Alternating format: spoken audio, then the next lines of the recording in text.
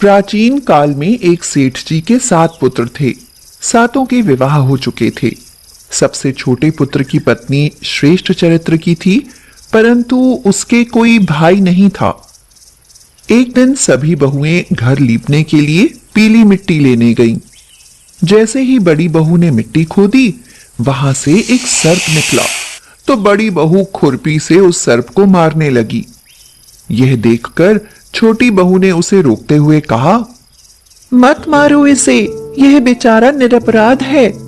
यह सुनकर बड़ी बहू ने उसे नहीं मारा। तब सर्प एक ओर जा बैठा। तब छोटी बहू ने उससे कहा, हम अभी लौट कर आती हैं, तुम यहां से जाना मत। यह कहकर वह सबके साथ मिट्टी लेकर घर चली गई और वहां कामकाज में फंसकर सर्प से जो वादा किया था उसे भूल गई। उसे दूसरे दिन वह बात याद आई तो वहां पहुंची और सर्प को उस स्थान पर बैठा देखकर बोली, सर्प भैया नमस्कार। तू भैया कह चुकी है, इसलिए तुझे छोड़ देता हूँ, नहीं तो झूठी बात कहने के कारण तुझे अभी डस लेता। भैया मुझसे भूल हो गई, उसकी क्षमा मांगती हूँ। तो सर्प ने कहा, अच्छा, तू आज से मेरी बहन हुई और मैं तेरा भाई हुआ, तुझे जो मांगना है मांग ले। छोटी बहू ने उससे बोला, भैया मेरा कोई नहीं है, अच्छा हुआ जो तू मेरा भाई बन गया। कुछ दिन व्यतीत होने पर वह सर्प मनुष्य का रूप रखकर उसके घर आया और बोला, मेरी बहन को भेज दो। बड़ी बहू ने हैरानी से कहा, इसके तो कोई भाई नहीं था। मैं दूर के रिश्ते में इसका भाई हूँ, बचपन में ही बाहर चला गया था।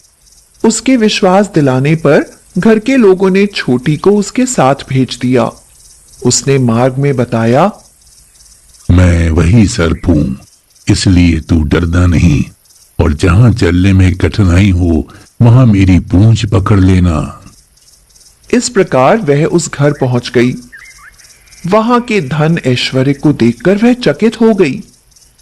एक दिन सर्प की माता ने उससे कहा, मैं एक काम से बाहर जा रही हूं, तू अपने भाई को ठंडा दूध पिला देना।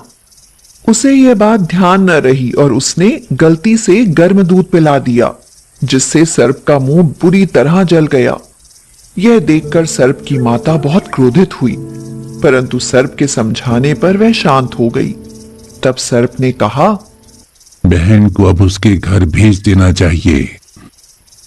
तब सर्प और उसके पिता ने उसे बहुत सा सोना, चांदी, जवाहरात, वस्त्र भूषण आदि देकर उसके घर पहुंचा दिया। इतना ढेर सारा धन देखकर बड़ी बहू ने ईर्ष्या से कहा, भाई तो बड़ा धनवान है, तुझे तो उससे और भी धन लाना चाहिए। सर्प ने यह वचन सुना तो सब वस्तुएं सोने की लाकर दे दी।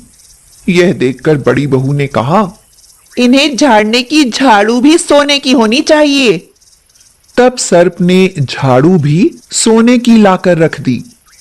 सर्प ने छोटी बहू को हीरे मणियों का एक अद्भुत हार दिया था। उसकी प्रशंसा उस देश की रानी ने भी सुनी और वह राजा से बोली, सेठ की छोटी बहू का हार यहां आना चाहिए। रानी के कहे अनुसार छोटी बहू का हार उन्हें दे दिया गया। छोटी बहू को यह बात बहुत बुरी लगी।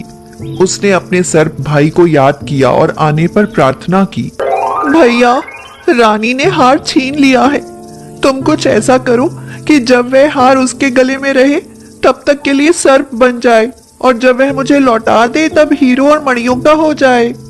सर्प ने ठीक वैसा ही किया। जैसे ही रानी ने हार पहना वैसे ही वह सर्प बन गया। यह देखकर रानी चीख पड़ी और रोने लगी। यह देखकर राजा ने सेठ के पास खबर भेजी, छोटी बहू को तुरंत भेजो। सेठ जी स्वयं छोटी बहू को साथ लेकर उपस्थित हुए। राजा ने छोटी बहू से पूछा, तूने क्या जादू किया है? मैं तुझे दंड दूंगा।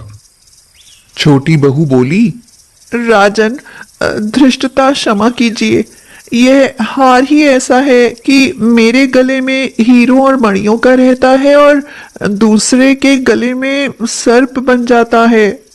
यह सुनकर राजा ने वह सर्प बना हार उसे देकर कहा, अभी पहन कर दिखाओ। छोटी बहू ने जैसे ही उसे पहना वैसे ही वह हीरो मणियों का हो गया। राजा बोले, ये देखकर मुझे विश्वास हो गया, मैं तुम्हें ये मुद्राएं भी देता हूँ। छोटी बहू अपने हार और मुद्राओं सहित घर लौट आई। उसके धन को देखकर बड़ी बहू ने ईर्ष्या के कारण उसके पति को सिखाया, छोटी बहू के पास कहीं से धन आया है।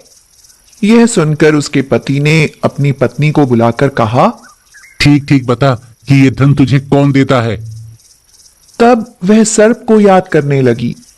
उसी समय सर्प ने प्रकट होकर कहा, यदि मेरी धर्म बहन के आचरण पर संदेह प्रकट करेगा तो मैं उसे खा लूंगा।